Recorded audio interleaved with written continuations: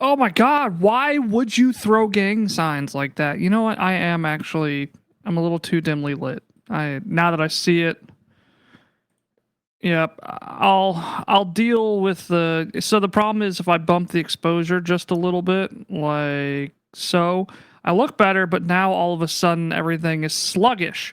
So I don't know. I think my lighting situation needs to be improved. But that is a problem for another time. What's up, Monkey Man? What's up, Gator?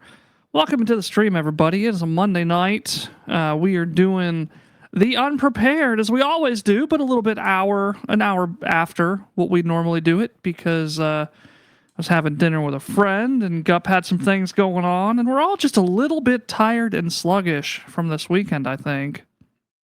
Aaron is in the past, so he doesn't matter. That's not true at all. Yeah, his schedule is more flexible than ours, being in the past, because we're scouting out the future for him. 2 time zones over here to the east. What's up, Nurse Wiggles? How are you? Also, Nurse Wiggles.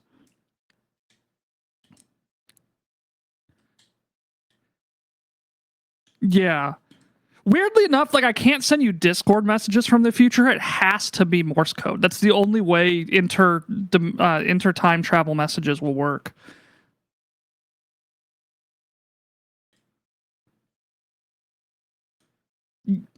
Exactly. That's the only, and depending on the capitalization of the letters, you have to kind of like that is the cipher. Is yeah.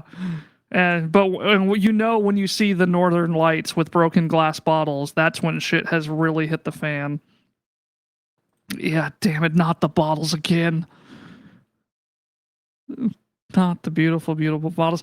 Nurse Wiggles, anybody else that hasn't submitted the form to the Chaos Clash 3, please go ahead and do so. I highly encourage you to do so because it makes my life easier. And also, it feels, the first year was kind of a surprise, so I feel like I kind of got away with it. And the second year, it was just kind of like everybody that's doing it wants to keep doing it. But this year, I don't know why, but I feel like if I don't have people's permission to use their likeness, it just feels wrong. Like I feel like I'm kidnapping them digitally somehow.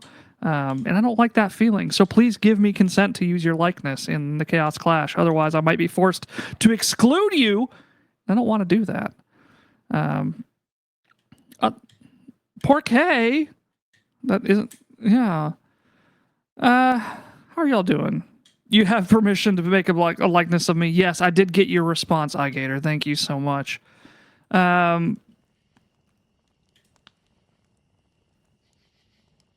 I need to get started on that. I started on it like 3 or 4 weeks ago, and then I kind of took a break waiting on people to respond, and then I haven't I'm falling behind schedule. I need to get back on it.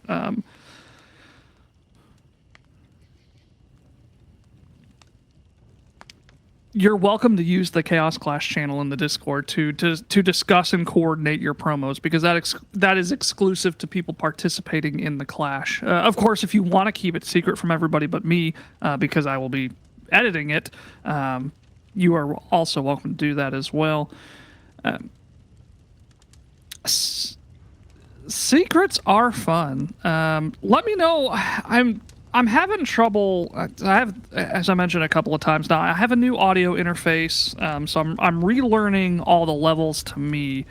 OBS sounds good or looks good, but let me know if the sound effects that we're hearing and you as well, stream, are too loud, too quiet, or just right. Right now, it feels like this campfire low to medium might be a little too loud to us. I don't know if you feel the same way though. Sounds good to you. Okay. I want to test something real quick. Okay, so if I just turn that down, you all don't hear it anymore, right? But it seems like stream does. So how is stream hearing that? That's interesting. I'll have to figure that out some other time then. Cool. So now I know why when I adjust that. Okay, so they're different audio. Cool. Now I know. You do not hear a campfire. Yeah, I think it was too quiet. You should kind of hear it now. Your turn, your turn? What's your turn? Also, stream is magical. Stream is indeed magical. You do have a fan blasting on. You do. That's yeah, yeah. I think I got the audio levels in OBS working right now. Cool, neat. What are we doing tonight? We're doing an adventure called Somewhere Below by Kim Franston. It's another one shot by Paizo. And Belgor, you have a darling. You have a cameo.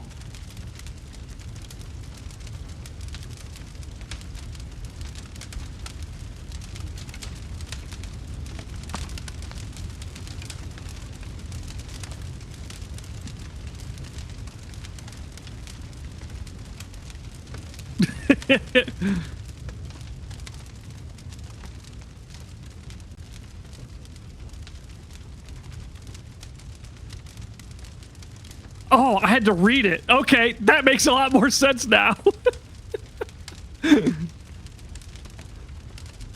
Oh, that got me good. I was like, yeah?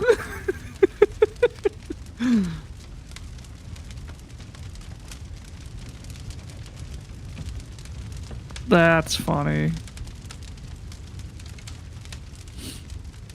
Oh, man. What was I? Oh, sorry. I'm getting distracted. Holding things together here with duct tape and bubble gum. Yeah, we're doing Somewhere Below, and I think I'm going to continue last week's strategy. Is that the right word? It's how I read the background before we got going. I want to do that again this week because I think it helped a lot. So let's.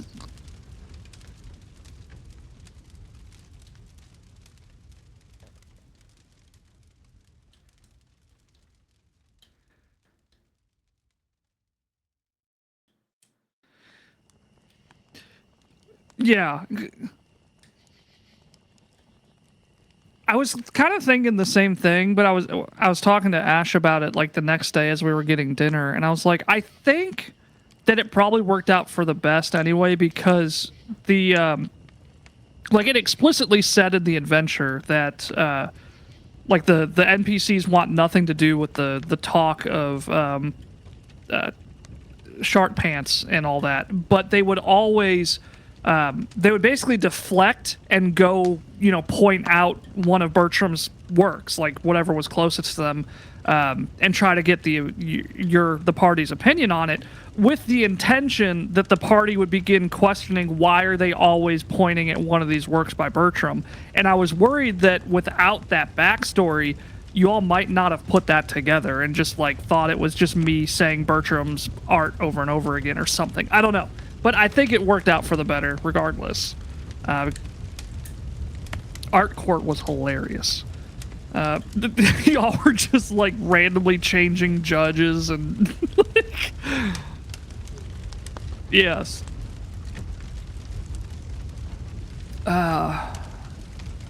Good girl, Ash. I almost called in today. What'd you do, Ash? Ah, gotcha. So, today, or rather in the 8,000 years since orc armies conquered the dwarven sky citadel of Koljukar, the people of Belskin, what is it, Beltsin? Belkson, okay. Belkson's unofficial capital, Urgir, have plundered countless dwarven artifacts. More artifacts likely remain in ancient dwarven outposts. Go ahead. What's up, Kaylee? Outputs.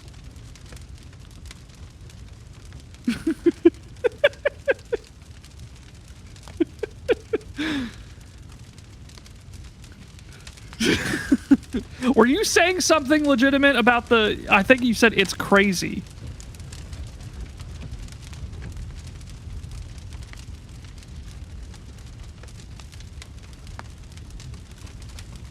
Yes.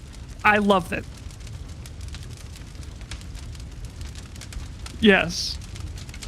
I love it because I see every week when I give like the background information, like, oh, today we're playing near Urgir, the unofficial capital of Belkson. Like, I see your eyes light up and you're like, I know all of the lore about this place, and that makes me very happy.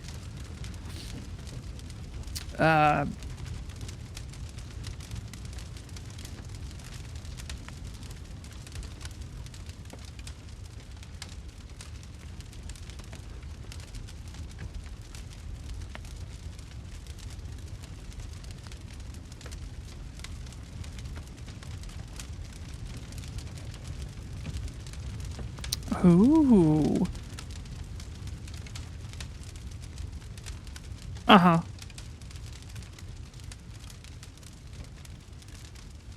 So now the Pathfinder Society can send adventurers to go find this armor that has deific powers.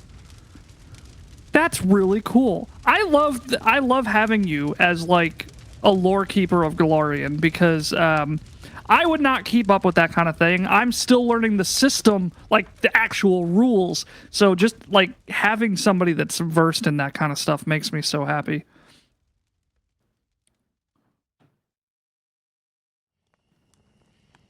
Hell yeah.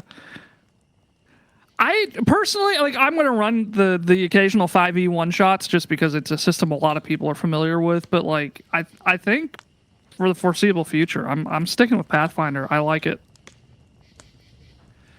Blah blah, 8,000 years, blah blah blah. Dwarven sky citadel of Kuldjakar, blah blah blah. Belkson has plundered countless dwarven artifacts. More artifacts likely remain hidden in ancient dwarven outposts hidden throughout the region.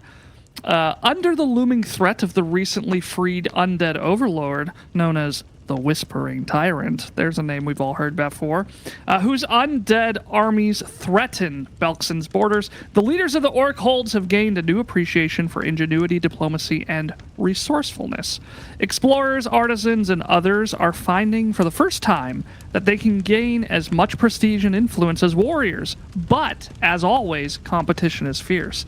Many believe that the discovery of dwarven artifacts or unexplored ruins is a way to quickly elevate one's station. One of these people seeking the relics is a librarian and a historian, lore keeper Unsgrin, who has made it her life's work to scour the foothills around Ergir for other ruins. A few weeks ago, Unsgrin discovered evidence that some of the dwarves fleeing Kuldjakar sought refuge in a cave system near the Flood Road, Belskin's longest thoroughfare. Thinking the caves might hold some deeper secret, Unsgrin set out to stake her claim, but she became trapped and unable to escape. 2 days have passed. Thankfully, before her descent, she left a note at the cave opening requesting assistance if she took too long to return to the surface. So you are, for maybe the Plastic Pub is under renovations this week after Linda was murdered. Well, what's the opposite of absorbed?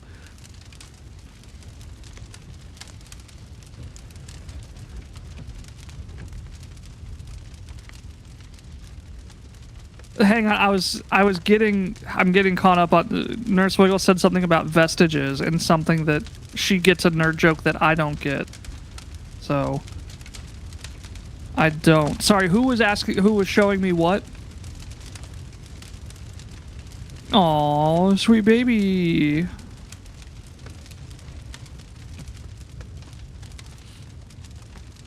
He's going.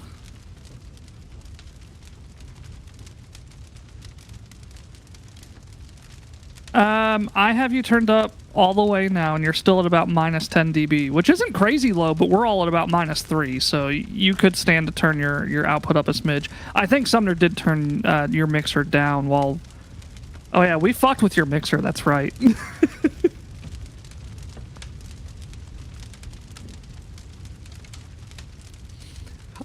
When I got back, I was thinking to myself, I was like, oh, this is so nice. I haven't fucked with, like, I didn't pack up anything. It's exactly as I left it. But now Gup is dealing with the reverse situation where we fucked with all his shit. So we'll give him a second to fix his. Okay. Yeah. You're still kind of quiet a little bit. Oh, okay. I thought when you said it's done, you were like, oh, everything but your mixer. Gotcha. Yeah. Yeah, Gup, you are now cursed. You can't control the volume of your voice. You must scream for the remainder of the night. No, please don't.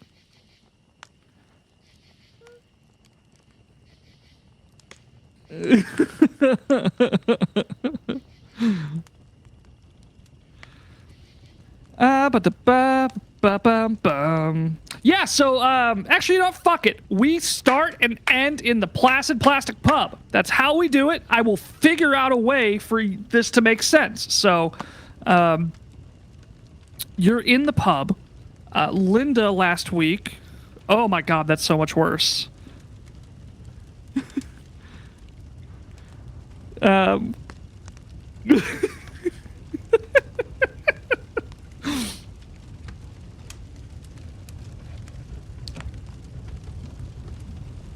Did you turn on a voice wobbler?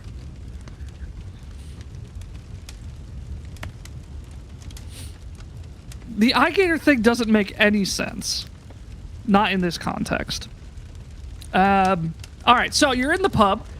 Linda is dead, because last week, Skidum's skeleton evacuated himself from his body, and when Gup's skin was inside of Linda's wound, trying to aid Valgor in performing a risky surgery to fix her, after he accidentally discharged a Randy Jr., or accidentally discharged a Boom Boom out of his Randy Jr., yeah.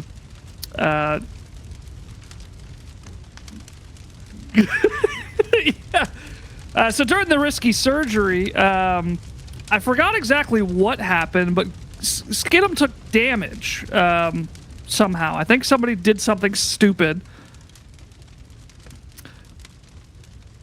That's right. You shot the skeleton. That's right. No, not Linda's womb. Wound. W-O-U-N-D. Yeah. Yes. Linda's wound. When would you ever expect us to use such crass humor on Playotic?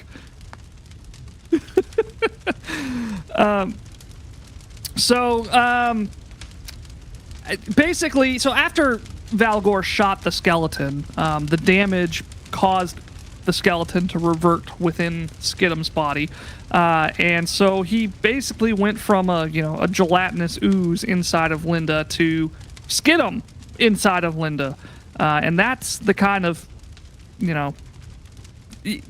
people don't typically survive that.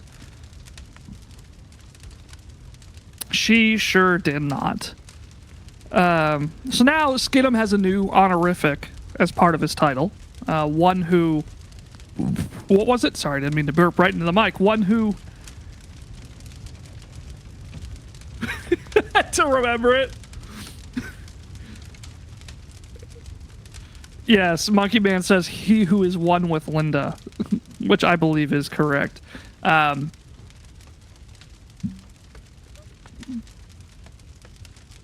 It does. The Silver Sovereign.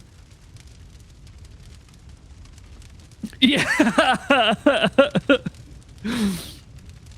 Yeah. So what are you doing? There's a now hiring sign. Linda's not here to check up on you and give you your Denny's Grand Slam, though, theoretically there's...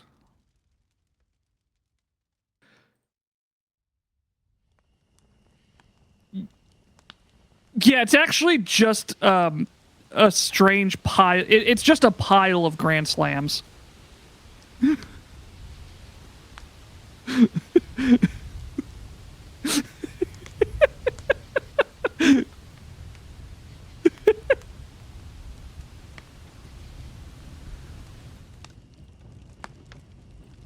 What's up?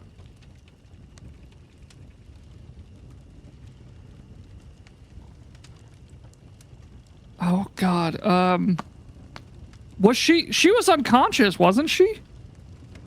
Or was she was screaming? Did Valgor, important question, did you anesthetize Linda, or did you put her under, or was she awake for the risky surgery?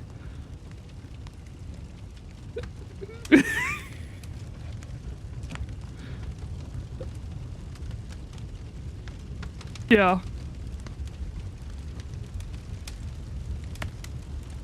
Ah, okay. Yeah, I just saw her message that Ken previous unprepared characters. Yeah, so TBD is, you know how You know how it looks when like there's a new wait staff at a restaurant and they're typically shadowing somebody, but they look, even shadowing somebody, they look just completely lost and like out of place and they have no idea what's happening.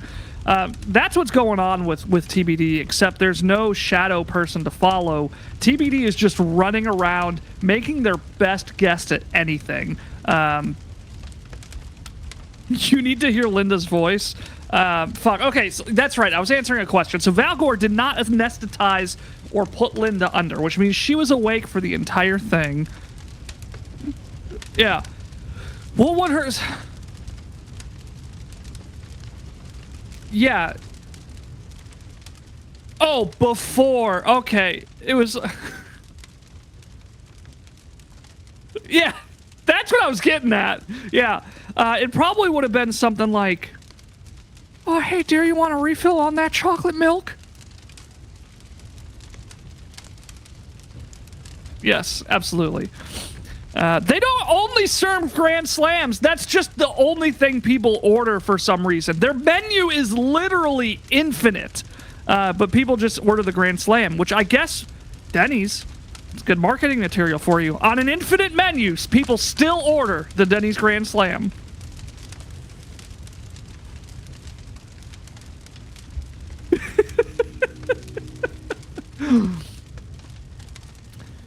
So what are you all up to? Are you head hung, feeling somber about your misdeeds? Are you questioning whether you're actually good people in this world? Like, what's going on through your minds?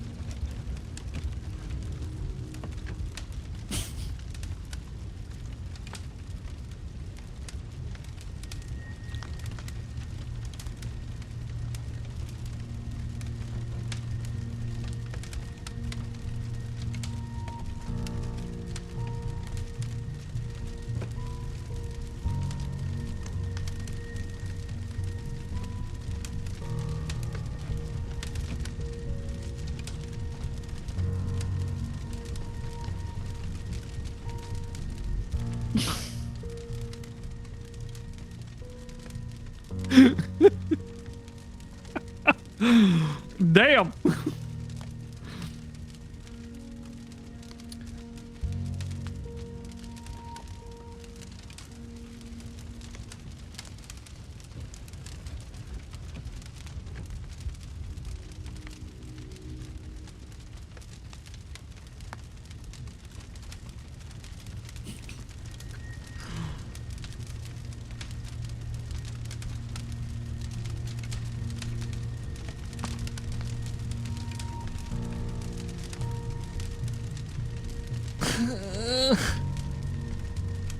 I'm gonna be lazy about it. A small child walks into the pub, which is interesting because you've never seen it.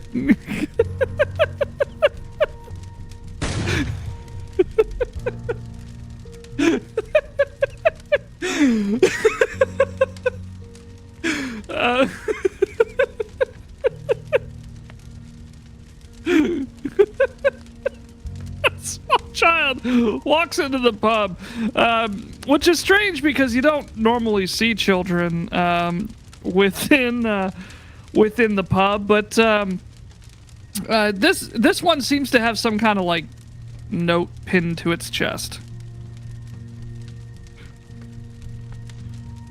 Sure. Whichever you gender it as. Yeah, Valgor. You imagine, like... Yeah, it's humanoid.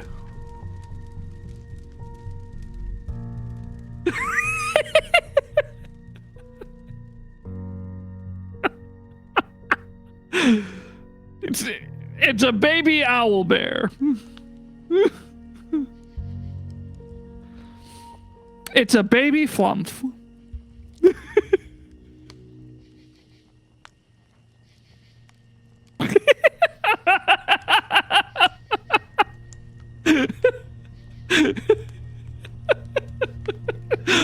No, it needs to be able to speak. Can Flump speak? Okay. Hi. Hello, Skinda.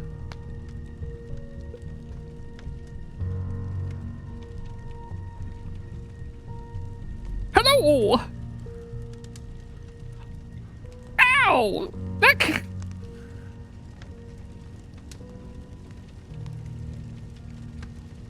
The paper was attached to me. No, I sewed it to my chest. Yeah, I didn't want to lose it, so I just, I didn't want to lose it, so I just kind of like sewed it all up. Oh my god, I love Bluey. Ow.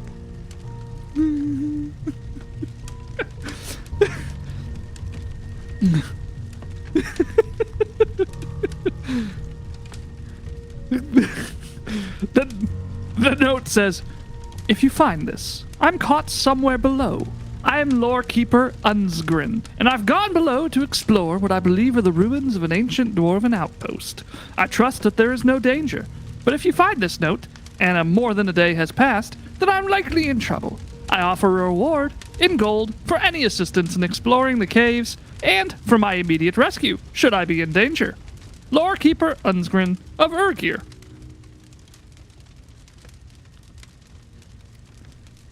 Yeah, hi. I found it this morning. No, it was on the ground. Yeah.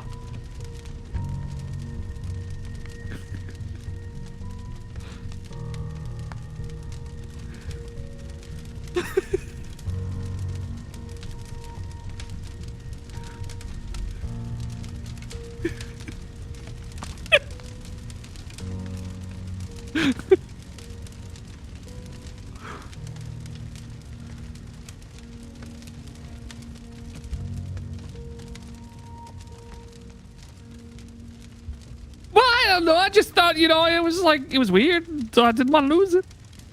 Ow! I just sewed it back on! Can I have another one? Oh, I love muffins! I love muffins. I love blue muffins. Oh,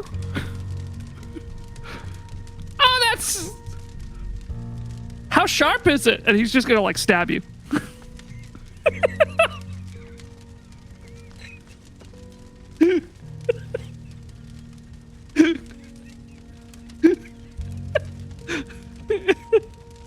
Yeah.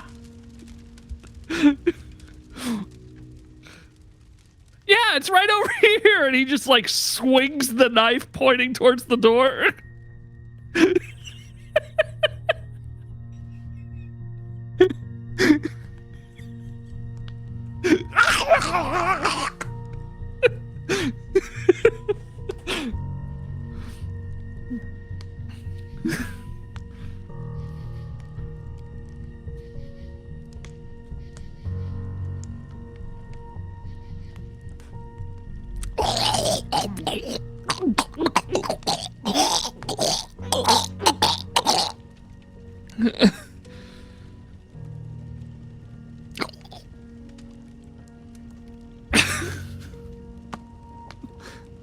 TBD just walks over and it's like, oh my god, there's so much blood. And as you're walking out of the pub, you see TBD dip the mop into the bucket of mop water, and it just explodes in a fireball as you leave the pub.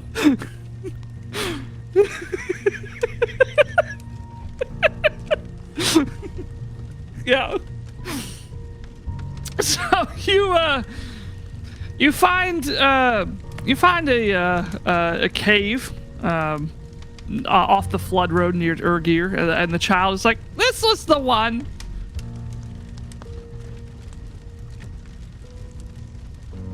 Okay, can I have the knife?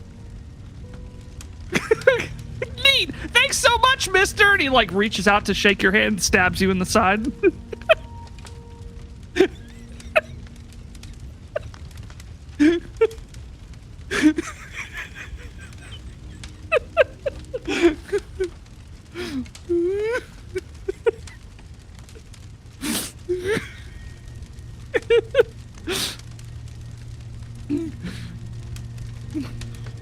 As he's running off, you just hear, "I'm gonna go tell my daddy, Henry Folsom, that a real nice man gave me a knife."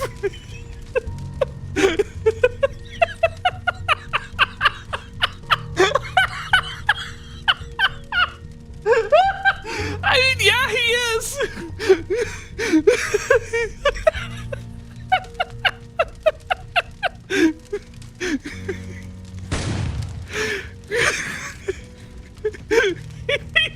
He's just running away, and you just see him like he's away at this point. You just see him just like poop, just horizontal.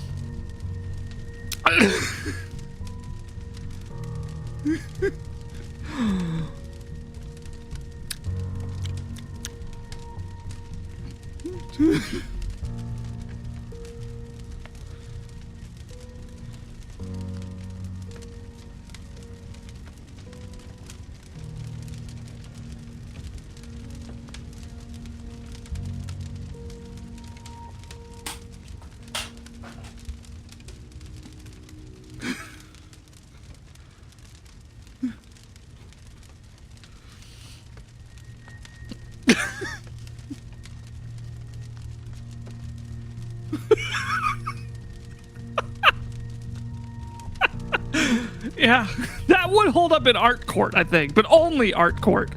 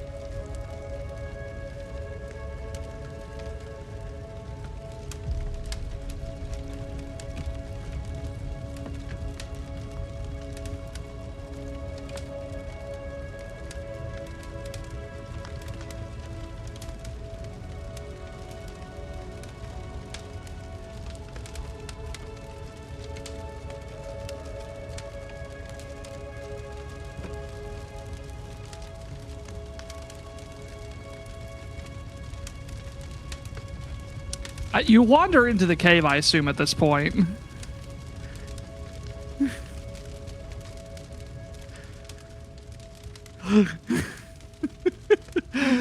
As you wander into the cave,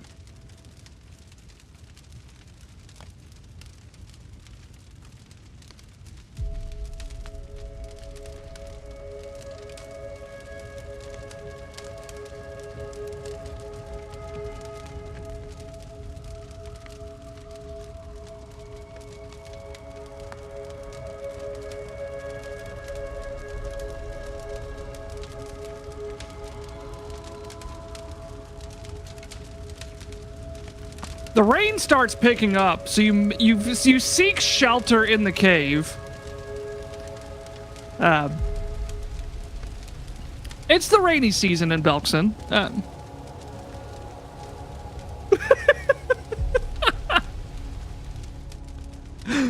Valgor is soaking wet.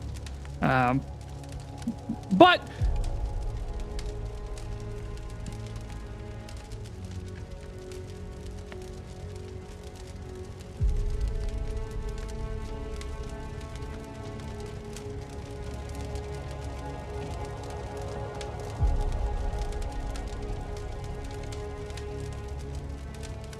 you find the remains of a campfire that is about 2 days old, as well as some simple traveling gear, like a bedroll and a cooking pot. And you see where the note, it was kind of like, kind of has like an outline of itself in the dirt, where little Jimmy Folsom clearly took it from the ground. It's near a crevice, which is narrow, leading, no, not a crevasse, a crevice. It's near a narrow tunnel that leads deeper into the caves. And as a reminder, it basically just says, hey, I went below into what I believe are ancient dwarven ruins. And they don't think that they're in any danger, but if you find this note and more than a day has passed, they will pay you for immediate rescue should they be in danger.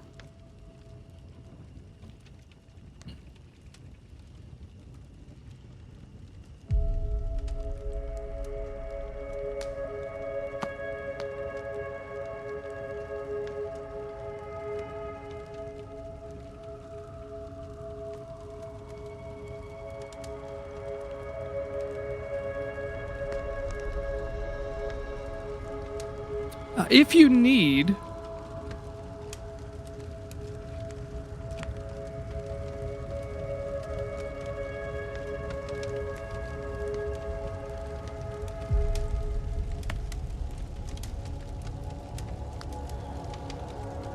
Lorekeeper Unsgrin has actually left. If you need them, some torches and flint and steel, along with the basic adventuring supplies here. So if you need one, there are some available.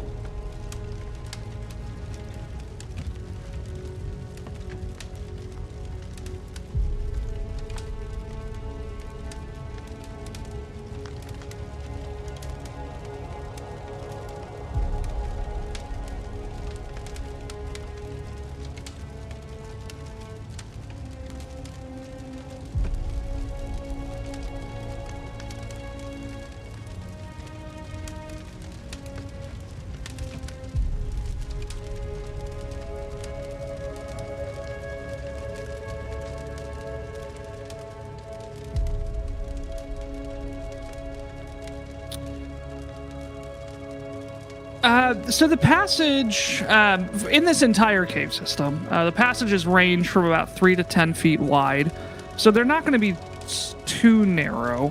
The ceilings are going to be about 10 feet high in most cases to 20 feet high in the largest of the caverns. There's also no natural light in these caves, leaving them in complete darkness. So those with low light vision can use that. Otherwise, any light that you produce will be the only light sources in these caves, unless something else is producing light. There is technically a map here, but rather than go through that kind of exploration, assuming that it doesn't just crash on me all of a sudden, god damn it, there we go. I'll just kind of like pick a room for you all to explore, and we'll just kind of work our way through that way if you're okay with that. Yeah, so let's see here.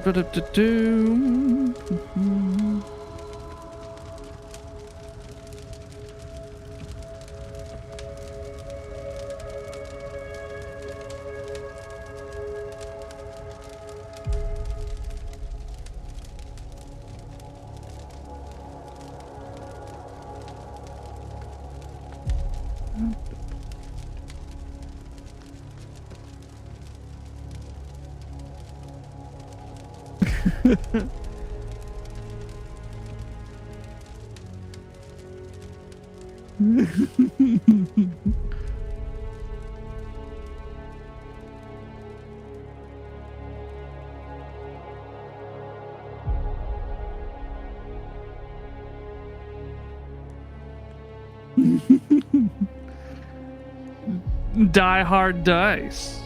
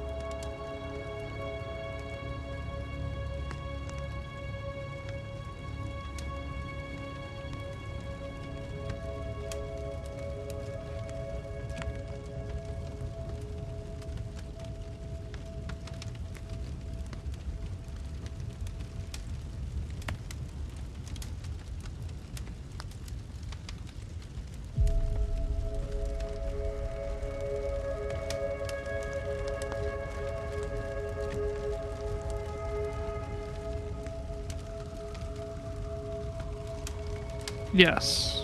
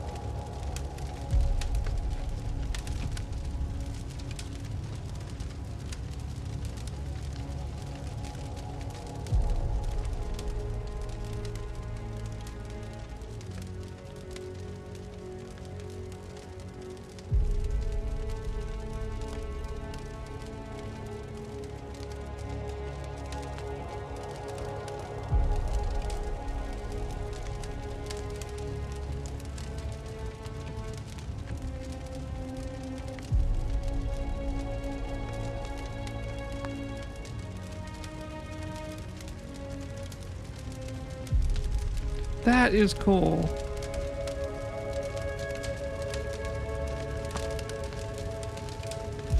Neat. I genuinely love the like. I'm sure 5e has like equivalent lore, but like for some reason, despite all of the adventures and modules I've played with 5e, like none of it was ever like really introduced naturally to me in such a way.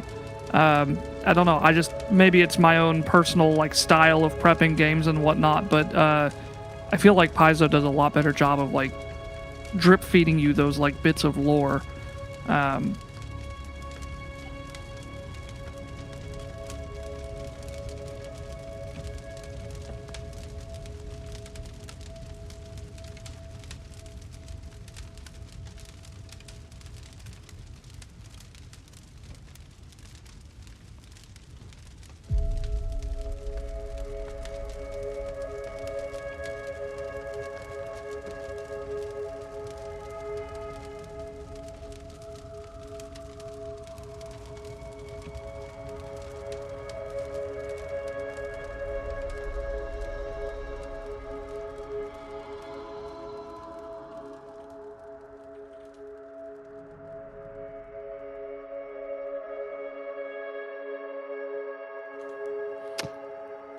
Yeah.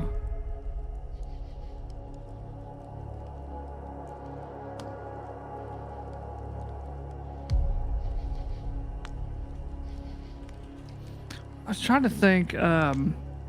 There's another. I'm trying to remember the names. One of them is so fetchling. I think is what most people call them, and it's like one of those things where it's like you play Pathfinder for a while, keep referring to this ancestry as like, oh, I'm playing a fetchling, and it's like, oh, it's a fetchling this, it's a fetchling that, and like it isn't until like you're invested in Pathfinder that you eventually learn somehow that, oops, I did a racism because fetchling is like a slur, and like. So it's just like neat stuff like that where like in the books they're called fetchlings, like, oh, I want to play this, and then like you might accidentally just learn depending on where you go that like, oh, actually no, that's what people call them to like insult them because they hate them, and they're called something else and I can't remember what they're actually fucking called.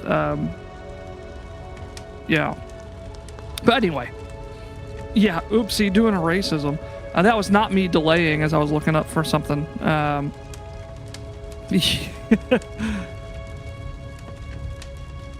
Kyle, that's right. So, I don't know, it's neat. So, you're walking down this narrow passageway into these... Yeah, you know what? Sometimes informative is fun.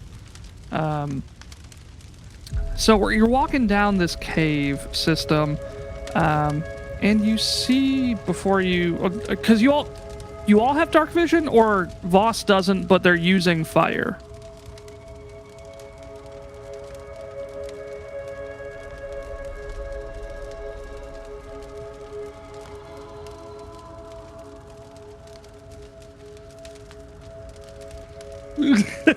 Flame on! All right.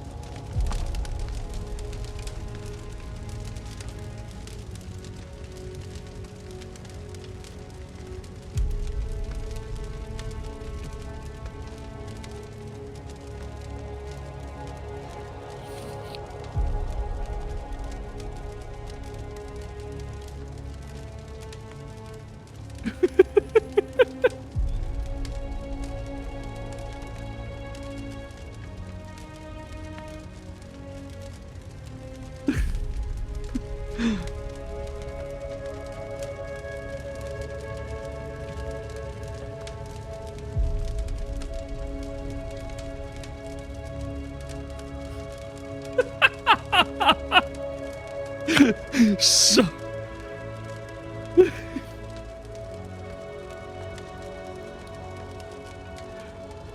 yeah, the smell of like moss and fungus in this cave is immediately replaced by the smell of like eggs and bacon and pancakes. It smells fantastic. You don't see in this immediate cavern ahead of you. It's fairly, I say fairly small. It's probably like, if I had to put a number on it, I'd say it's like 30 feet in any direction, 20 feet to the ceiling at most.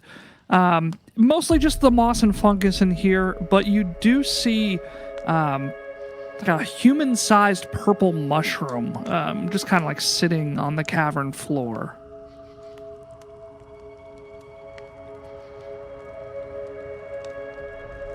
Ooh, yeah. It is a mushroom-looking thing. It's a great question. Roll,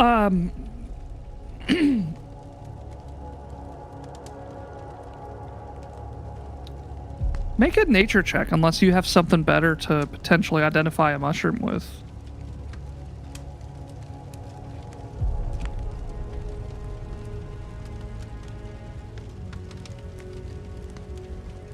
An 11. Okay.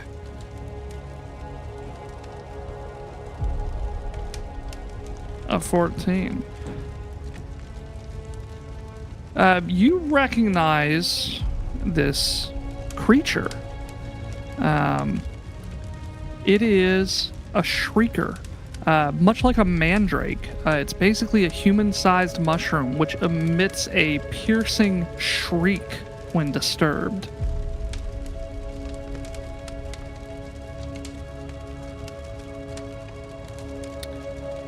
It emits a piercing shriek when it's disturbed. It's kind of like a mandrake.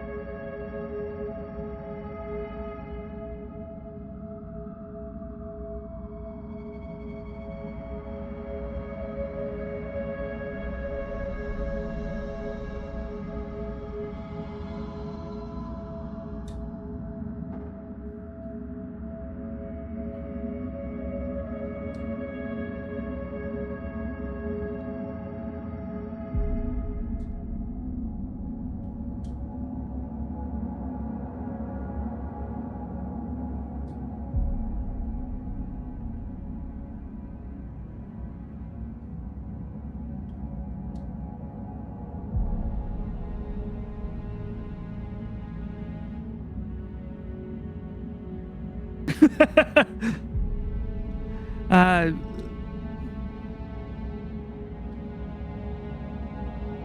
yeah, sure, if Voss will let him.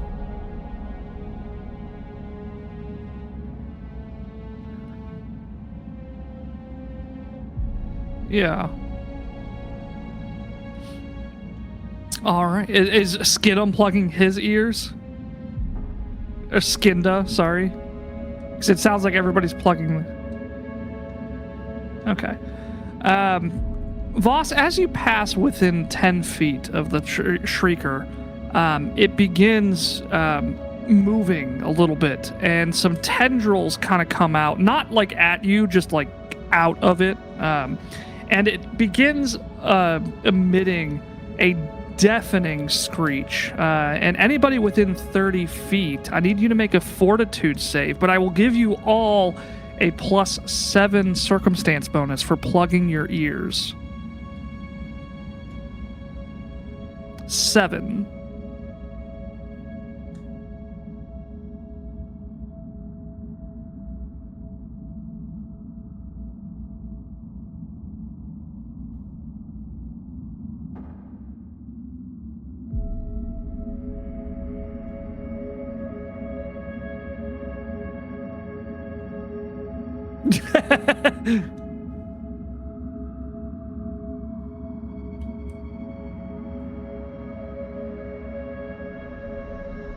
Circumstance bonuses are there's tables for them, and also some of it is just kind of like how I feel. But based on there's tables, and there's a lot of stuff in the modules that tell you what the circumstances bonuses are, like if the players do something, kind of thing. What was Valgor's fortitude check? 31. You all manage to you hear it for sure, but with your ears plugged, you avoid any lasting damage from the shriek, and the shrieker quiets itself long enough for you to cut through its stem, and you now have a human-sized purple mushroom shrieker.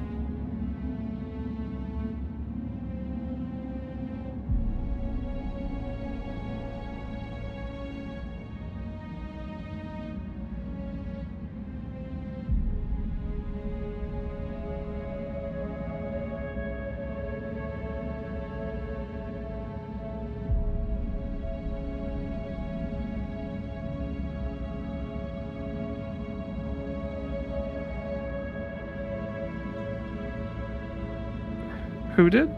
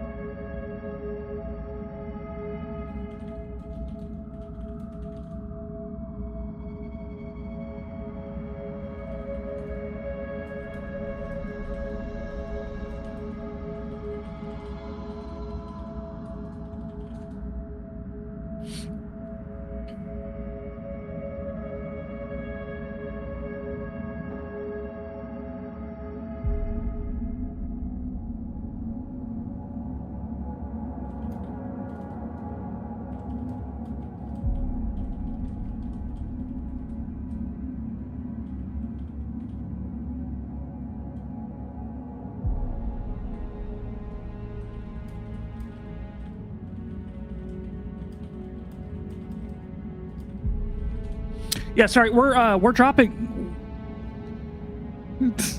we're dropping some frames, so I think I'm going to restart the stream while we're in an ad break.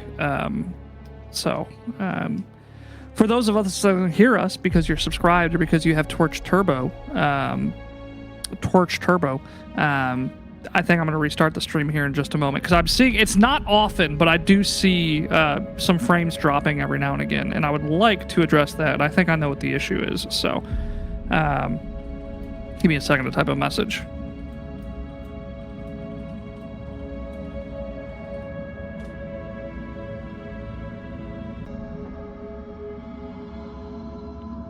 All right, we should be live again. You don't have to if you don't want to. I did. Damn it! It didn't. We are, and it didn't change the freaking category again. Yeah, go for it. We're not doing. I have it set to change the category and the stream title, but that's not working anymore for some reason. Hang on, let me update the stream title. I need to start checking that because it was working fine for a while and now it seems like it doesn't want to work anymore.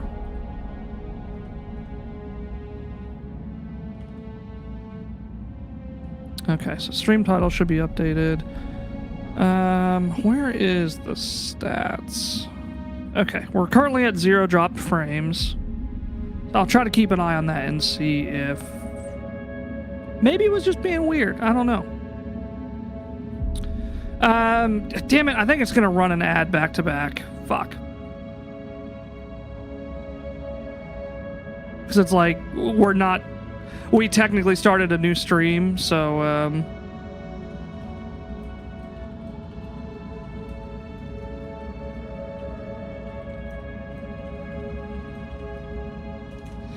what were we doing? So, oh, right, so you cut the mushroom, right? Cool. Yeah. Hey, thanks for that follow, Queen Never Gonna Die. Appreciate that. Yeah. You're back just in time. Yeah, we're having a few technical issues, but I think we got them squared away. So we're just taking a bit of an extended break moment. A Taco Bell break. But yeah, I can recap. So, at the start of the episode, does Valgor want me to talk about the child, or?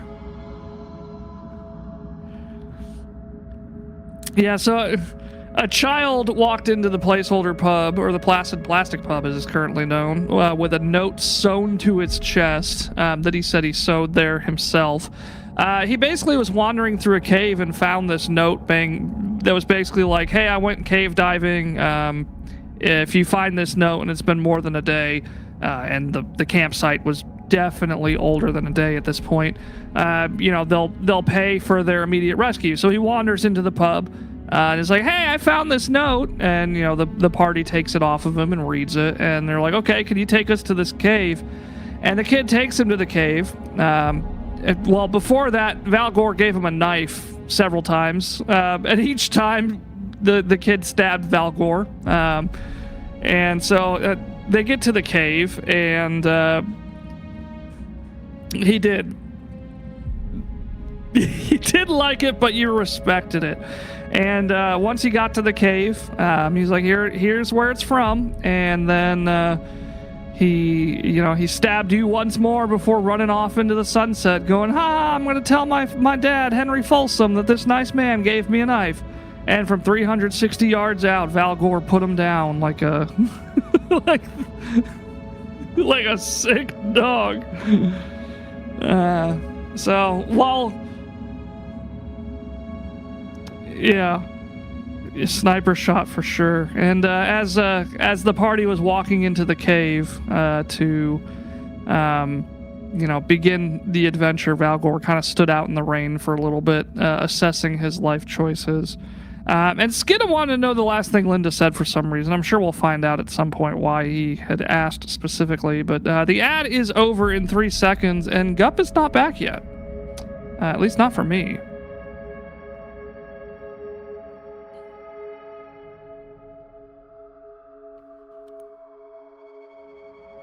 Yeah. Hey, Holdren's getting discharged on Friday. Holdren is. I hope that's because you're doing well and not because they're kicking you out.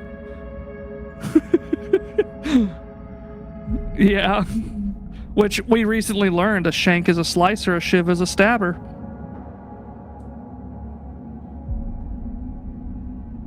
Fuck that kid. I gasped when you said it was that dirty rat Henry Folsom spawn. Glad you got him.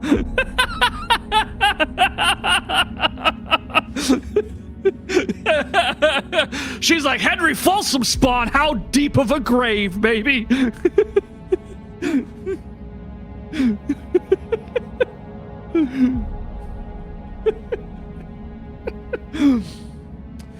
So now we're in a cave system. They just entered into it.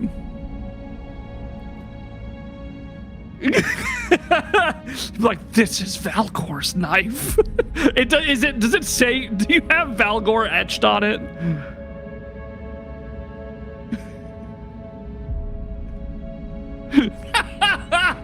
He knows exactly who that is. Gup says he unplugged his table. It's booting back up.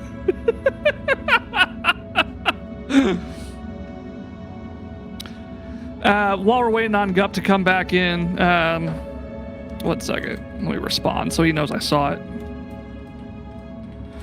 While he's booting that back up, so the party has entered into the cave system. They got into the first room, and there was a large mushroom, which Skidum recognized as a shrieker.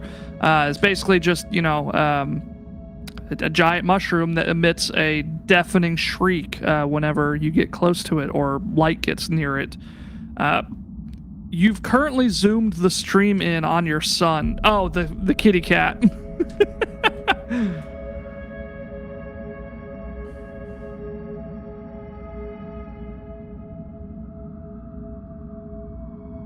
Oh, I'm fucking everything up.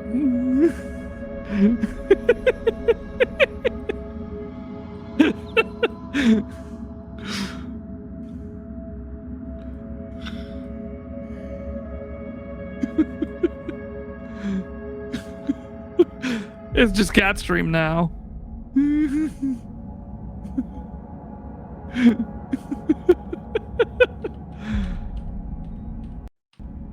Oh, thank God I was able to undo it all.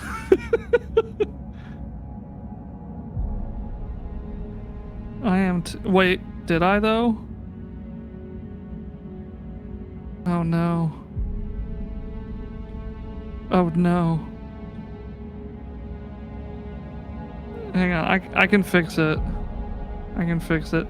I control Z'd, but it didn't un-Z enough.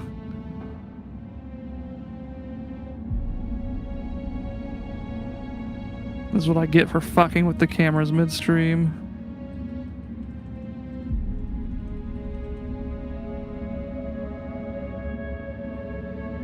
Yeah.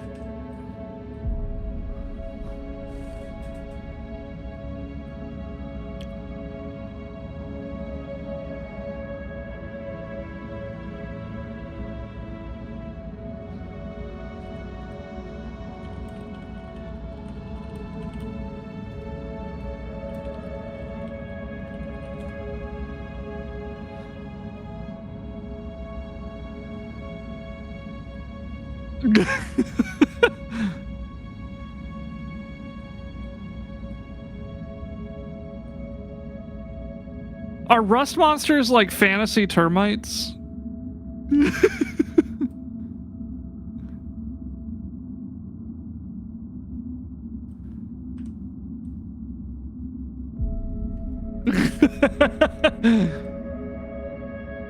There we go. I think I got the camera fixed. Fixed enough anyway.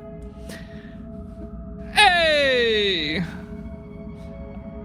We found a neat little trick though while you were gone. I made a cat basically full screen, and everybody was like, yes, more of that. I would pay for this. So I think this whole D&D thing that we're doing is a waste. We just need to have somebody with a cat full screen 24/7. I think that will do it. Yeah. So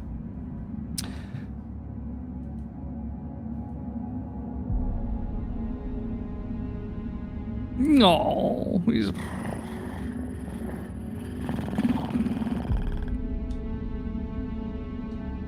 no. What are you doing, your boy?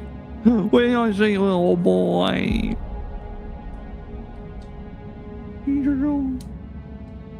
oh, no, precious bean.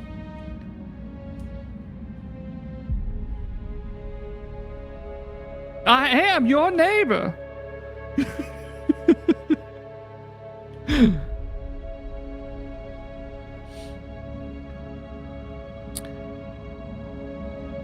Excellent. So you can keep sort of wandering through this cave system here, and yeah, I'm not gonna like trick you into it, but basically there are, if you can imagine, sort of you probably go in a circle, like around it, just sort of exploring before you kind of stray off the beaten path kind of thing. And you find that it's mostly a circular cave system. Like if you came in at one point, you can walk all the way around and return to the same point. And along that path, there are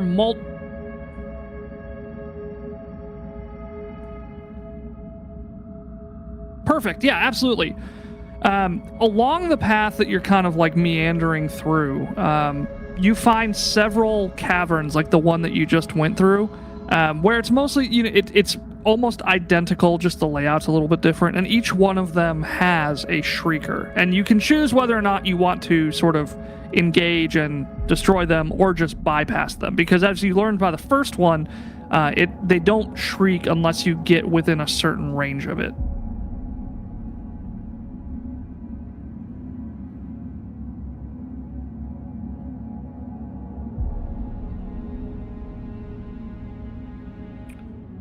Perfect. Towards the end of the sort of path down here, you do come across, while all the other cave caverns and tunnels to this point have all just been kind of mossy and fungusy with some the occasional shrieker. As you near a cavern towards the other end of the loop that you were coming through, you come across a room that it's got like bones and other detritus littered on the floor in the chamber, along with thick webs clinging to the walls and the ceilings. and you hear something. One moment. You want to lick the web?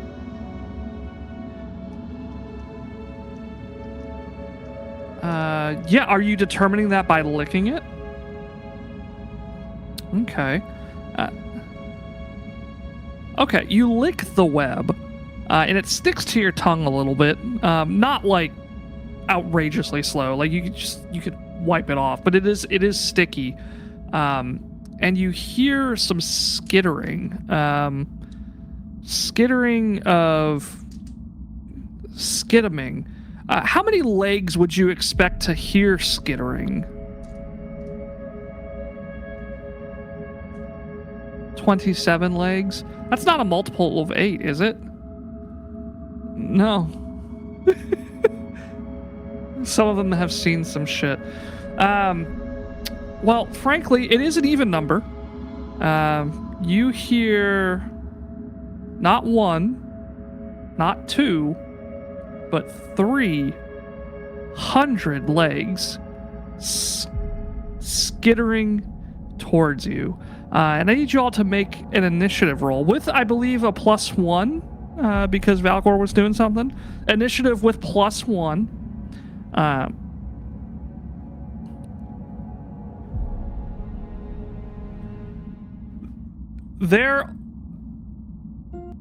There are 3 centipedes crawling towards you.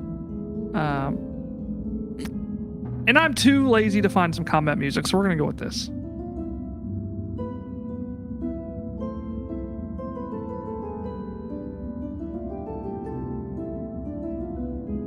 It could have been spiders, but it was instead centipedes.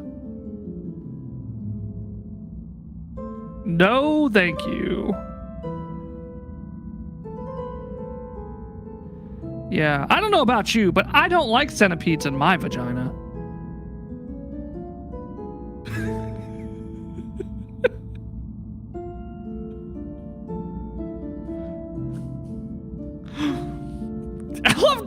I looked over at chat and all I just see is, wait, what? What?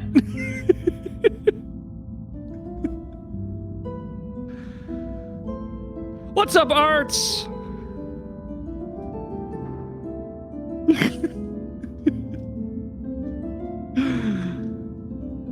Pull cord or key start? Obviously, it's the correct answer. Yeah, what's our initiatives? All right, Skidum, you're gonna lead us off.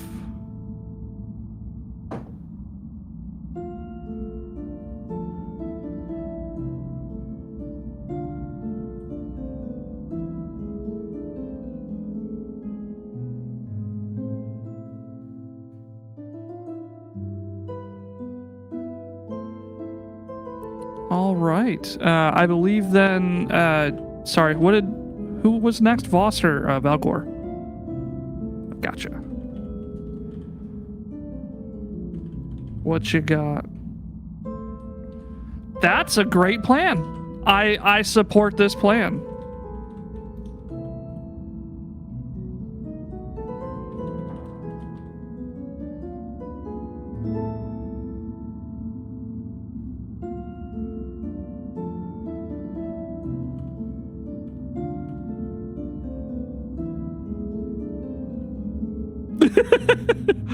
Chuffing cotton.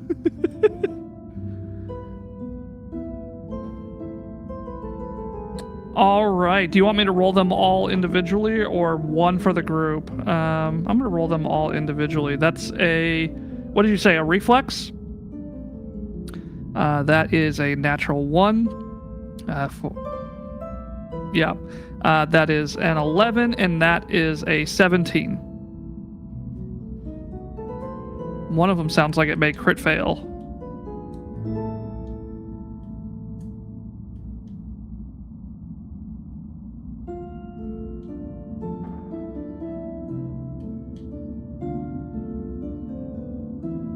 You ever just like have a feeling of like a warm campfire next to you with like the smell of hot cocoa in the air and like a cool autumn breeze outside with the leaves rustling? That is not happening right now, but I swear to God, I just like experienced that for a moment and now I'm sad.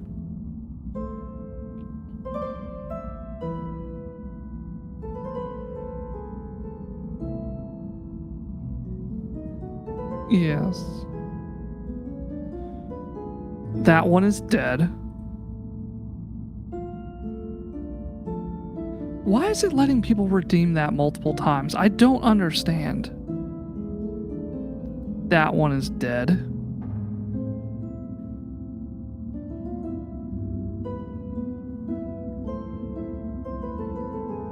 Look at my cat and you shall no longer be sad.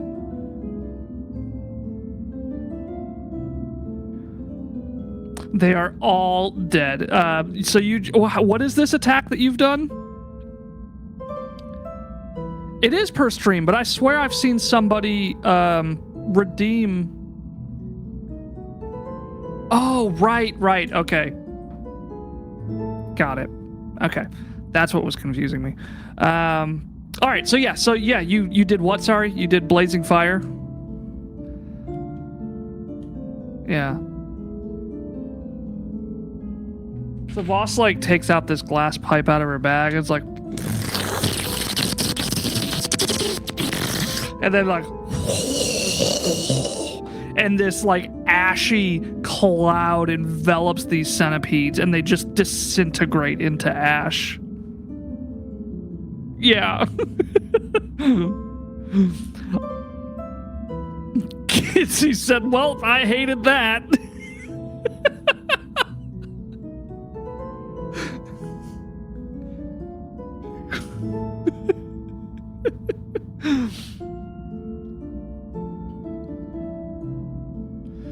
Now that you've gone...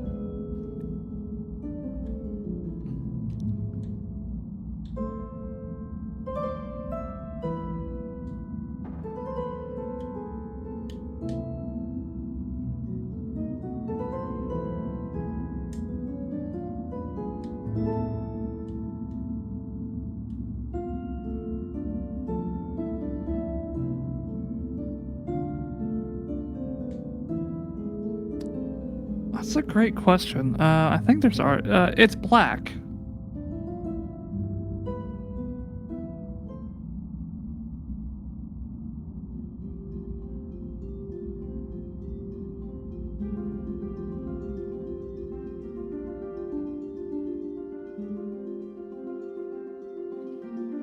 As you've kind of fully mapped out the cave system at this point, and around maybe your second time around, you notice something you hadn't noticed before, which is a small sort of offshoot of the main system.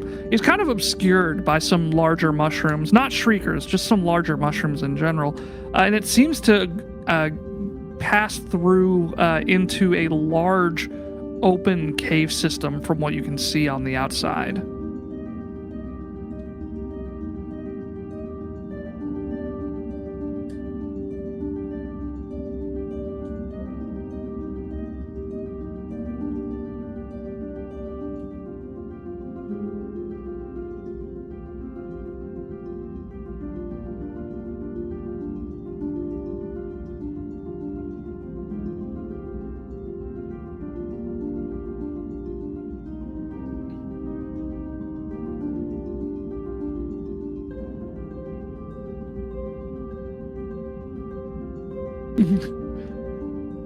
In this open cavern, there's a sort of pool of water.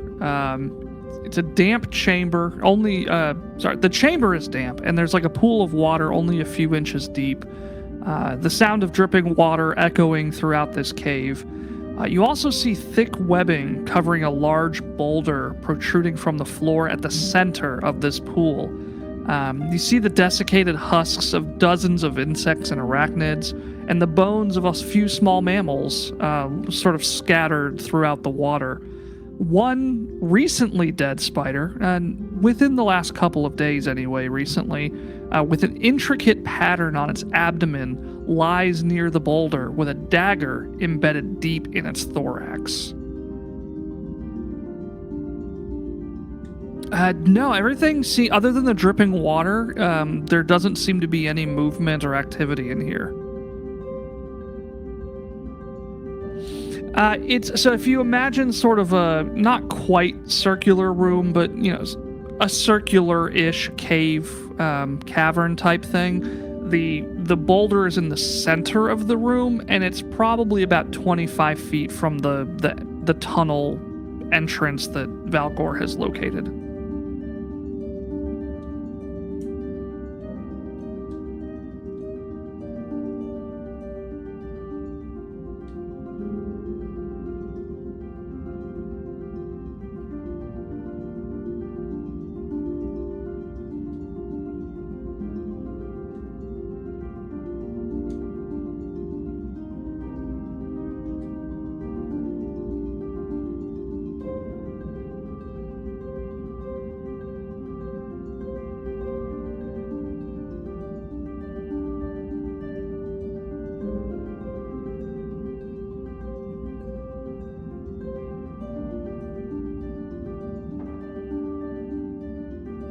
Sorry, what are you actively doing?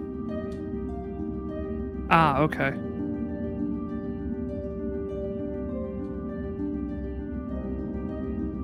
For her avid dance. Okay, sorry. I was like, in my head, I was waiting for Skidum to do the I eat roots, and like that was my syntax to like start paying attention to you guys again. And so as I was reading, sorry. I just thought, because he asked how far it was, and so I thought he was going to eat roots to detect presences or something, so. Yeah, it's a dead spider with a dagger lodged in its thorax.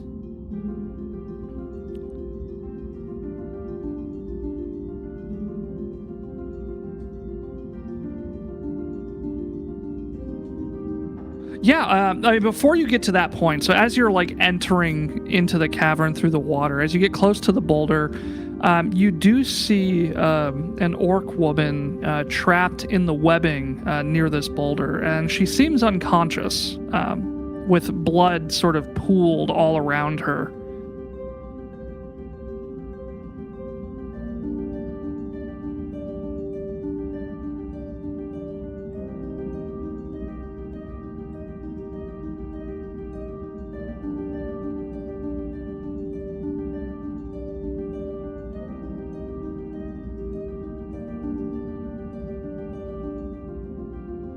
Yeah, absolutely.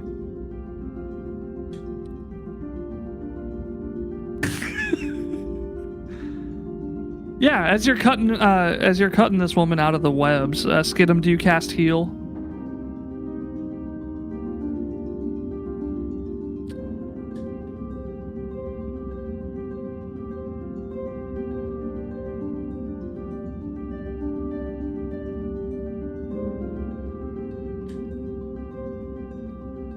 Gotcha. As you heal her and Valgor takes her down from the webs, she kind of...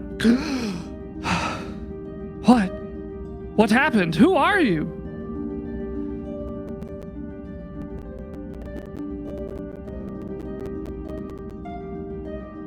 Oh. And she kind of like... She's like rubbing the back of her head, and just kind of like moves her hand back and looks at the blood that's caked in her hair. Oh, the last I remember was heading into a cave system looking for signs of an ancient ruins. I found a cave, but there was this loud shriek and a spider. Ah, black spider! Oh, it's dead. Did I? I'm struggling to remember, but I think so? Oh, yes.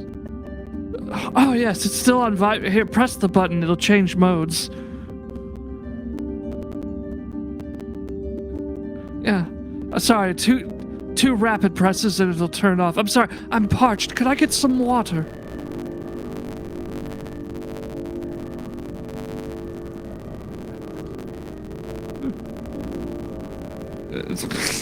Oh. That's... Oh, it's refreshing. I'm starving.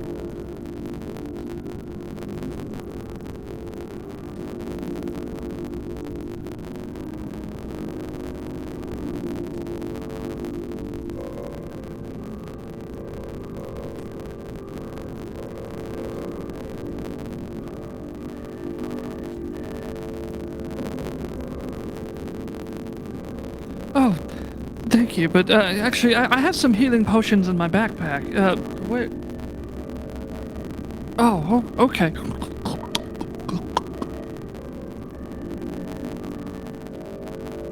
Oh, I see.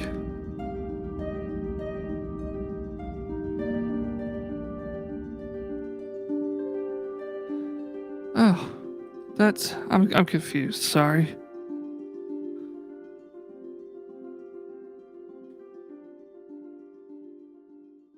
A little bit of both. I turned off the cavernous wind sound because people were perceiving it as static. So, or I can just make it really loud.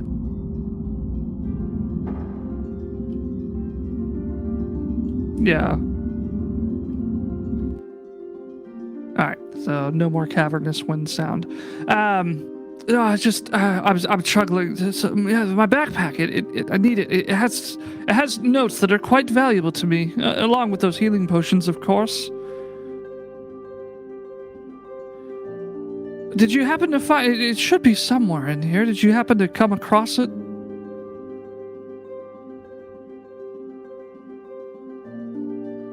Did you?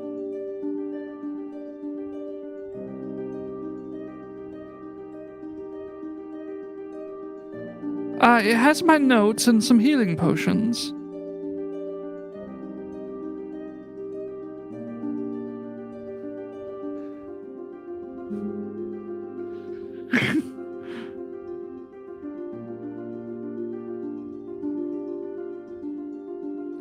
Oh, it also has a...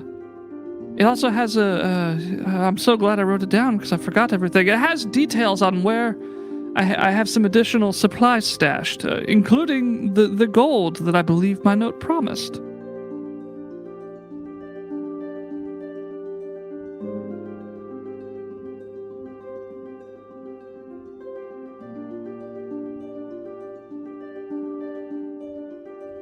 Yes, I think... Because I don't remember this room at all.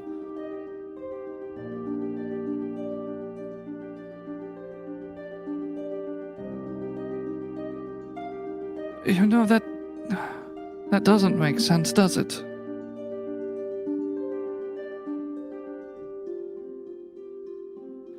Oh, I'm terribly sorry I've not introduced myself to you. I am Lore Keeper, Uzgren?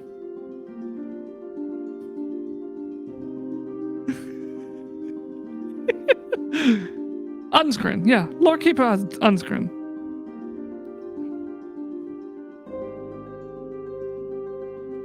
Sorry, I'm desperately trying to figure, like, it is like 17 paragraphs of just text from, like, describing stuff, and I'm trying to find the next relevant piece of information. So, give me just a moment.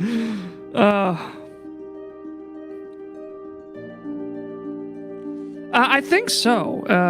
I don't see a stat block for her. But she looks like an orc based on the character drawing. I'm trying to... Oh, I have to fucking read this. It's not clear if there's another encounter or not, or if it's like an encounter, quote unquote. She introduces herself. And let's just fucking read it together, shall we?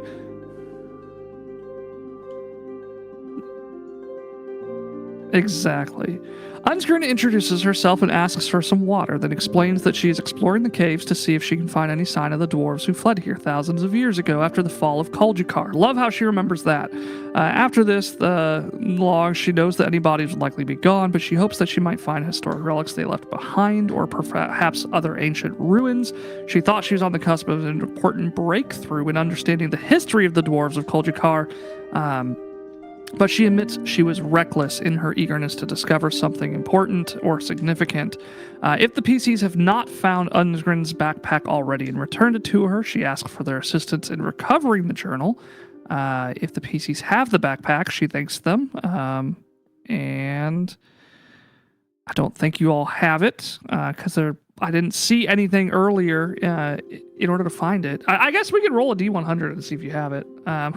Do you all want me to roll it and you just pick high or low, or do you want to roll it?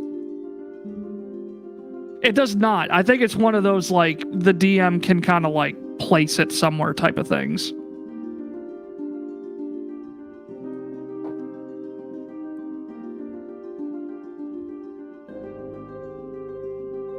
I rolled a 69. You have the backpack.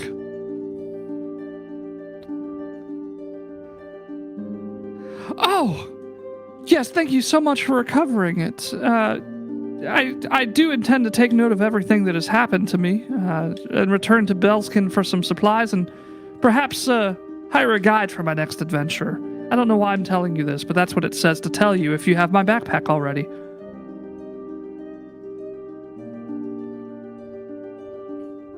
Yes, if hostile creatures remain in Area A1, this conversation is going to draw them near. However, you already dispatched the centipedes, so no.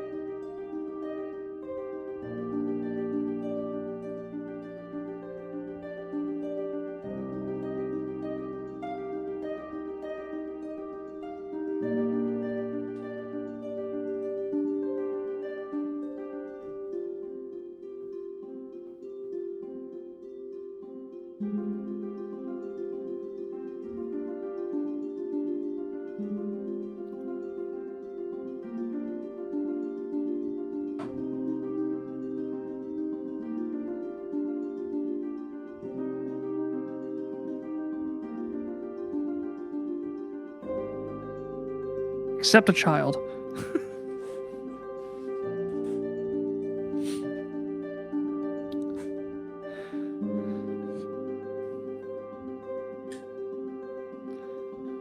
As you all are following your chalk trail out of the cave, you see a spectral pile of dust and broken shards of pottery and bones laying on the ground, sort of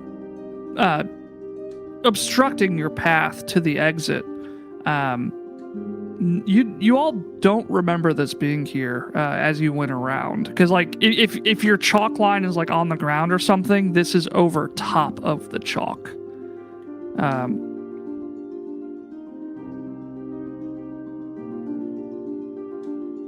Did you all hear that? Okay, cool. Just making sure. Want to make sure that still works. And yes, you have the deck of business cards.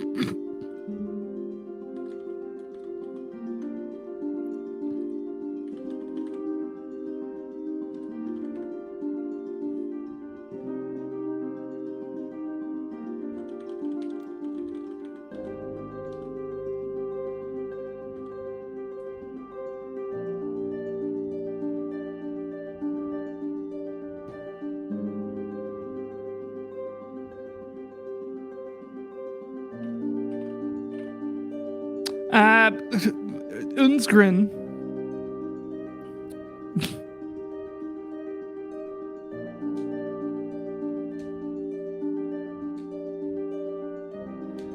Unsgrin looks at the pile of pottery and bones and exclaims, "Oh, these must be the remains I was searching for. I knew they were here, but strange, I don't remember them being here when I first entered. This is very close to the entrance."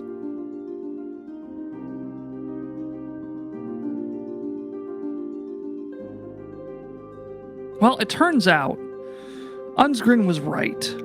Several dwarves fled to these caves after the fall of Koljakar, and after an earthquake left them stranded, the dwarves were without the tools needed to dig themselves out. They died in the arms of their loved ones, starving, thirsting, and running out of air. Their remains turned to dust long ago, but their despair lingers. When you try to leave the cave, these stranded spirits take the form of a pile of dust and bones, and then lash out with grasping hands at anyone nearby. Please, roll for initiative.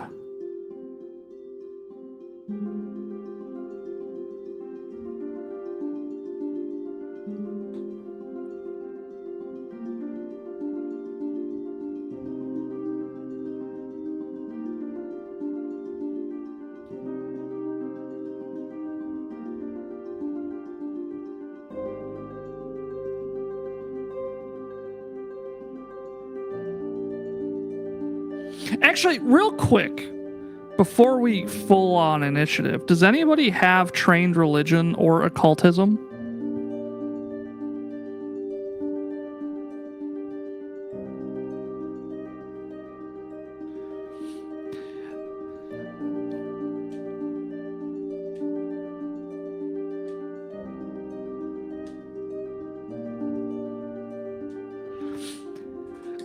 As you all are standing around, and Unscreen is kind of giving you this backstory of the dwarves of Koljakar and like what she's searching for in here, and this spectral pile, you all piece together what I just kind of read you, that it's the lingering spirits of dead dwarves, basically preventing anybody from leaving the caves, as such as was their fate. You think that you could potentially exorcise the lingering souls from this cave, or potentially intimidate them if you were threatening enough.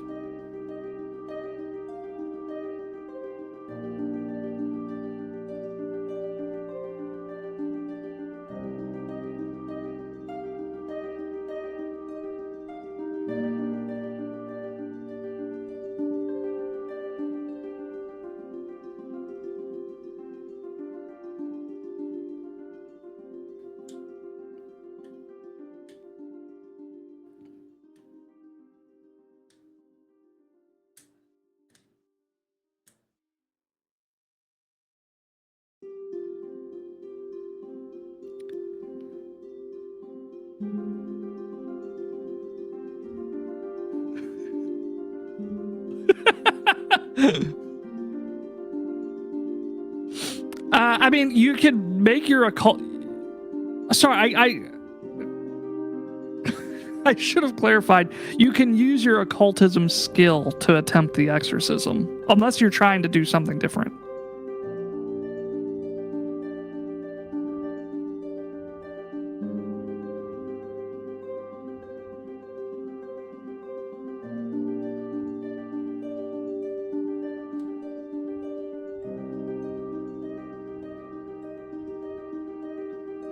All right, how's this? I will make the roll.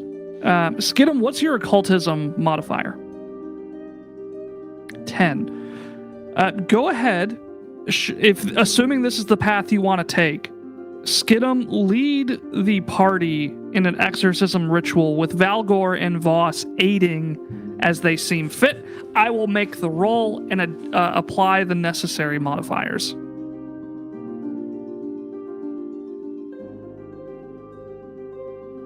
Yeah, that will give me time to continue reading this. So if we end up going to combat, it's a pretty neat creature, I will say.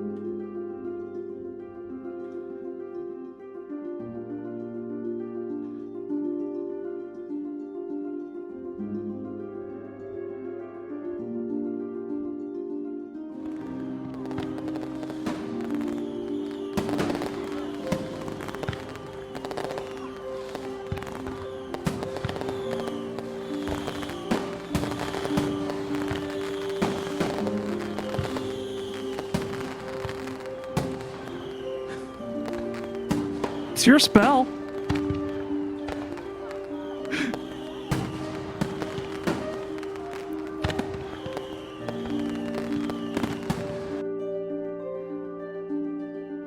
And with Waffle Slam, no, I rolled. I know the result. You do not. No, I have the result already. I have adjusted the modifiers based on your performances. With your ritual complete, you see the bones sort of materialize into the ghostly apparitions of several dwarfs and their families. They don't seem to see you there. They're just kind of going about their ghostly business. They kind of look at each other, confused for a moment, looking at their forms, and they just kind of like grab each other by the shoulders and embrace the loved ones that they may have lost. And they begin walking ahead of you out of the cave. And as they reach the exit of the cave, they just kind of shimmer into nothingness. Unsgren looks at you and she says, I'm a bit disappointing in my findings, to tell you the truth. I'd really hoped to find something more insightful, perhaps some ancient artifacts or ruins. And I also hadn't expected to run into as much trouble as I did, but I do have you to thank for getting me out of there alive. In retrospect, I am being very callous to what we just witnessed. I feel like I'm being weirdly apathetic to that touching scene that we just saw play out in front of us, but nonetheless, I do plan to explore some more caves and travel back to Urgir to team up with some other explorers rather than setting off on my own to explore by myself. But you're welcome to come along if you wish. Would save me a trip to the city.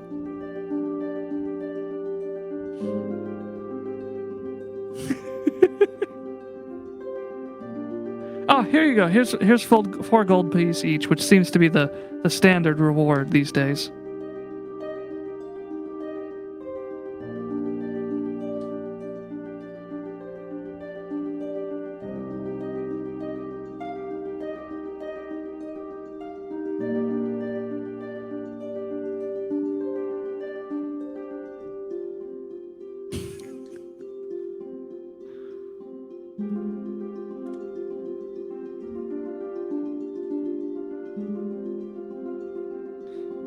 Oh, actually, I do have one thing for you. Valgor, the ghost of the Manowace, right?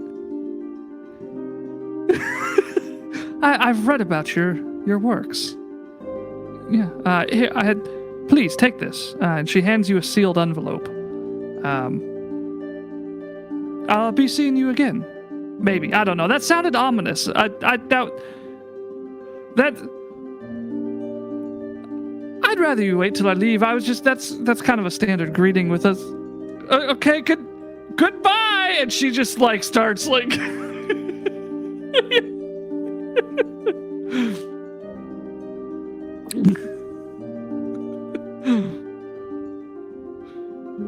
There's not words, but you do see a map.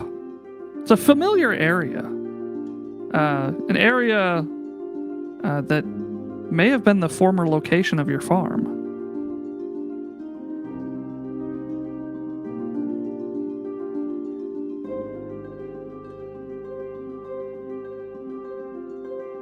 And there's a picture of, you know, Henry Folsom's face so well.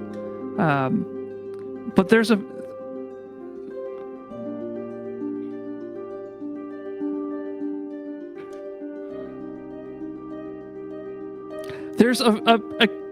face with a 13-gallon hat and mutton chops and a handlebar mustache and an eye patch. But it's sort of like exaggerated, like a caricature. Like his one eye is cross-eyed and his tongue is sticking out like he's dumb. There's like an arrow through his 13-gallon hat. And there's just sort of an arrow pointing to the grounds outside of the Worm Hills with just an X.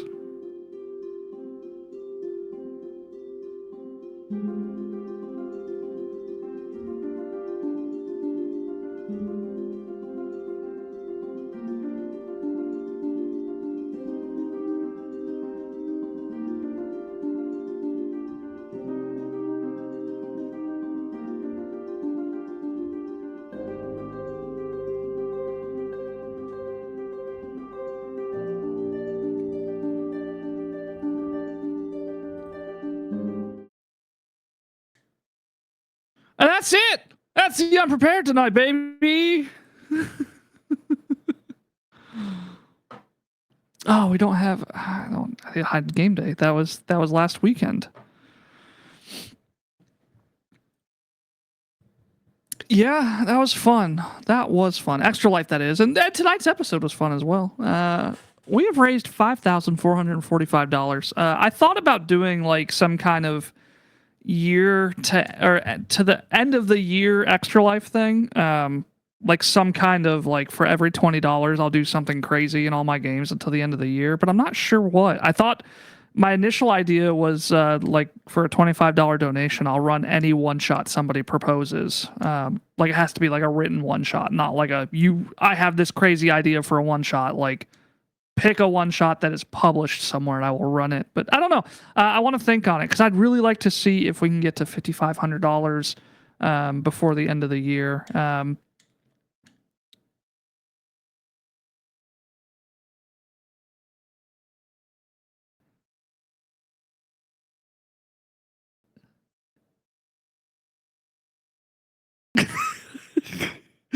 Oh, yes. Every sentence I start.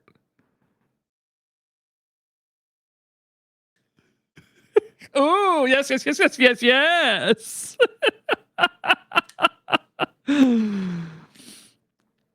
Well, thank you, Monkey Man and Holdren and Kaylee and Sea Cat, Sky Dog, of course, iGator I saw in there earlier as well, and everybody else that may be lurking. I appreciate you hanging out with us. We are kind of wrapping things up with both the Unprepared and the Dump. The Dump, I believe, has 2-ish more episodes. And the Unprepared, there's no set closing date, but it will be done by the end of the year, that's for sure. Partly because we're running out of Paizo one-shots, and partly because we got to make some room for the new things. We've got one, possibly two new shows coming. Immediately following the Unprepared and the Dump. There might be a bit of a lull between the Dump and anything else. So after the Dump ends, it may just be the Unprepared for a couple of weeks. It depends on a couple of things that we've got going on, how things line up. There is, of course, the Chaos Clash, which should be happening sometime in January. I was thinking it might be able to be done sooner, but on the one hand, we can't have two in a year, and we already had one this year. So, as full of anticipation as I am to get it like made and released and experience it with everybody, it does gonna have to wait for 2025. If you have received a message from Playotic asking you to fill out a form survey for the Chaos Clash, please don't forget to do that. I've sent out all of the invites now, so now it's just a matter of waiting on people to respond. There are more invites than there are spots. So it's a first come, first serve basis. I tried to send them out in waves, starting with like, the Playotic crew and then the moderators and so on and so forth, just to kind of like give people a chance to get in. But all those invites are out, so fill them out if you got them. Is there any other? Oh, we're going to be doing another charity stream for P.R.E.P.A.R.E.D Kitchen, I think is the name. Preble Street, that's right. They are a soup kitchen in Maine. They're not like a national organization or anything, but if you remember Jordan from Goose Poop Games, who joined us for Extra Life Tabletop Weekend earlier this year, he is a tremendous fellow. That's an understatement of the century, but he brought it to our attention that he would really like to do something for Preble Street. He doesn't work for them. He's not affiliated with them. He just likes the work that they do. They're providing meals to those less fortunate in his local community, and he would like to see if we can raise some money for them. They're not doing like an event or anything on their own. It's just it's an initiative that he has started. He just wants to see if we can raise some money for them. So on November 24th. That is the current day right now, and that is a Sunday. We will be streaming for probably 8-ish hours, maybe a little bit more. We're going to be playing one of his games called Good Soup. And there's going to be all kinds of donation incentives. We hope. We're still working out the technical details of everything, but if nothing else, it's going to be a good old fun stream. Donate if you can. If not, hopefully you can just enjoy the time. In person? No, it is not in person. It's just going to be a virtual stream, just like this. We're just going to have some people on playing some Good Soup with us. Otherwise, that's really about it. The end of the year kind of gets crazy with all the holidays and whatnot. Fortunately, it seems like this year the only holiday falling on a stream day is Christmas Day on a Wednesday, but I think the dump is going to be over by then. So just be patient with us as we post those stream updates in the Discord in case things change. And thank you for being patient with us tonight as we started a little bit later than we normally do. I may or may not be just filling time as I'm looking over our follower list, looking to see who we're going to raid. Does anybody have any suggestions, Gup, Aaron, Ash, on who we could raid? I mean, we totally could.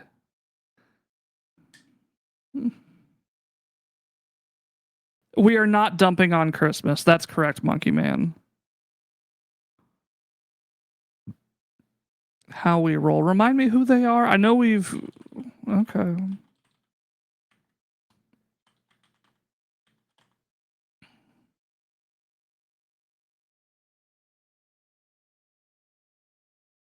I feel like it's been a while since we've rated Dork Tales, so we could do Dork Tales unless anybody has any...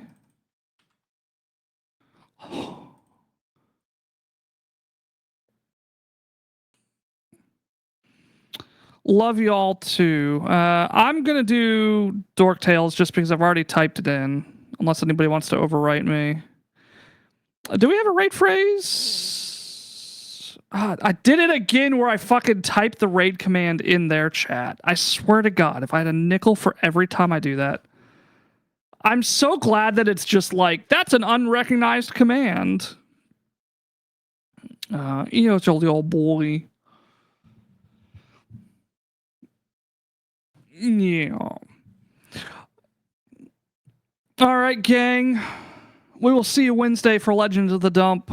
Until next time, we have been Playotic Games. Same bat time, same bat channel. Um, get in the zone, auto zone. What about Skinda? Sure. Good night, Fidela. I'm going to go ahead and hit raid now. I feel like we're all running out of energy. But thank you all for hanging out with us tonight. Have a tremendous evening.